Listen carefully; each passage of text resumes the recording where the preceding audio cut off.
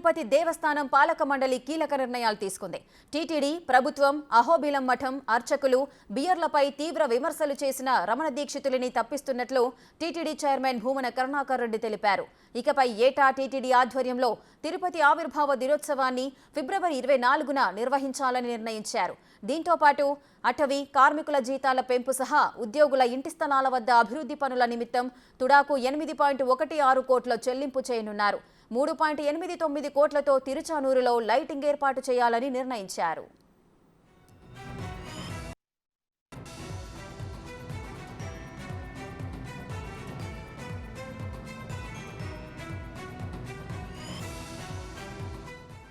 పదిహేను port supervisor పోస్టుల భర్తీకి ప్రభుత్వానికి ప్రతిపాదన పంపించారు.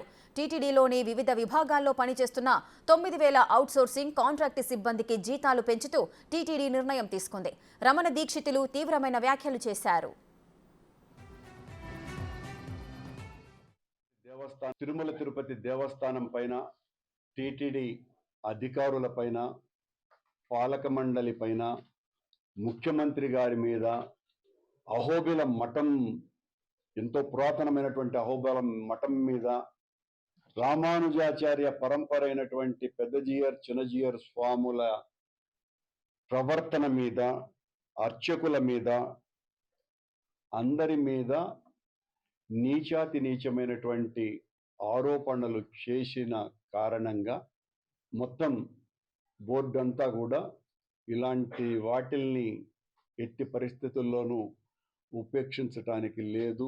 సంస్థ గౌరవాన్ని, ఆలయ ప్రతిష్టను కాపాడుకోవాల్సినటువంటి అవసరం ఎంతైనా ఉన్నది అని వారిని ఉద్యోగం నుంచి తొలగించాలని నిర్ణయం తీసుకోవటం జరిగింది. తిరుమల తిరుపతి దేవస్థాన పాలక మండలి కీలక నిర్ణయాలు తీసుకుంది.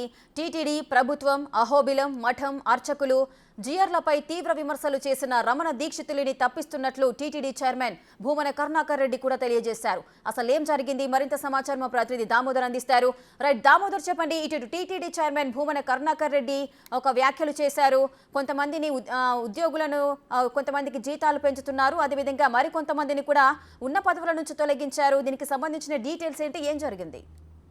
టీటీడీ పాలక మండలి సమావేశం ఈ రోజు తిరుమల అన్నమయ్య భవన్ లో జరిగింది. సమావేశంలో కీలకంగా ముఖ్యంగా ఏదైతే రమణ దీక్షలో ఈ నెల 25వ తేదీన ఒక వీడియో, ప్రైవేట్ వీడియో వచ్చింది.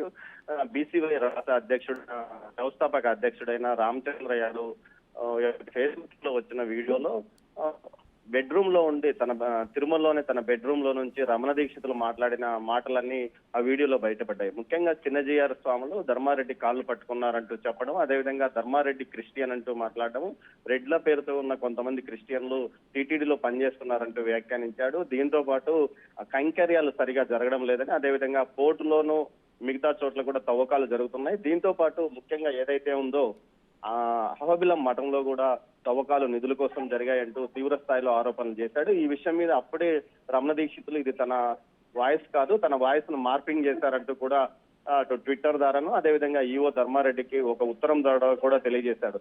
ఈ నేపథ్యంలోనే ఏదైతే రమణ దీక్షితుల మీద తిరుమల 1 టౌన్ లో కేసు కూడా నమోదైంది. వివిధ సెక్షన్ల కింద ఆయన మీద కేసు నమోదు చేశారు. ఇదే సమయంలో టీటీడీ ఉద్యోగస్తులతో పాటు టీటీడీ తిరుమల ఆలయ ప్రధాన అర్చకులైన వేణుగోపాల్ దీక్షితులు, కృష్ణ దీక్షితులు మీడియా సమావేశం ఏర్పాటు చేసి రమణ దీక్షితులు విధులకు హాజరు కావడం లేదని, అదేవిధంగా ఆయన కుమారులు కూడా హాజరు కావడం లేదు, ఆగమ శాస్త్ర సలహాదారులుగా ప్రభుత్వం నుంచి ప్రతి నెల 80,000, టీటీడీ నుంచి 80,000 వేతనం తీసుకుంటూ కనీసం ఆలయం దరిదాపులకు కూడా ఆయన రాలేదంటూ కూడా విమర్శించారు. అదేవిధంగా ఏదైతే ఆయన కుమారులు కూడా ఉద్యోగానికి హాజరు కావడం లేదంటూ చెప్పారు. ఈ నేపథ్యంలో టీటీడీ ఉద్యోగ సంఘాలు మీడియా సమావేశం ఏర్పాటు చేసి ఎట్టి పరిస్థితుల్లోనూ రమణ దీక్షితులను ఉపేక్షించరాదని, ఆయన వెంటనే ఉద్యోగం నుంచి తొలగించాలంటూ కూడా డిమాండ్ చేసిన నేపథ్యం, లేకపోతే ఆలయం ఎదుట ఆందోళన చేస్తామని కూడా హెచ్చరించారు. ఈ నేపథ్యంలోనే ఆయన్ను ఈ రోజు జరిగిన టీటీడీ పాలక మండలి సమావేశంలో రమణ దీక్షితులను ఉద్యోగం నుంచి తొలగిస్తున్నట్లు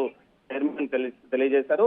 పాలక మండలి సభ్యులు ఏకగ్రీవంగా రమణ దీక్షితుల విషయంలో తీర్మానం చేశారని, ఆ తీర్మానం మేరకు ఆయన ఉద్యోగం నుంచి ఆయన విధుల నుంచి తొలగిస్తున్నట్లు కూడా తెలియజేశారు. మొత్తం మీద అయితే రమణ దీక్షితులు గతంలో ఏదైతే 2019 చెప్పండి. దామోదర్, అదేవిధంగా ఇప్పుడు రమణ దీక్షితులు కొన్ని వ్యాఖ్యలు చేశారు అంటూ కూడా ఆయన పదవి నుంచి తప్పించడం అయితే జరుగుతోంది.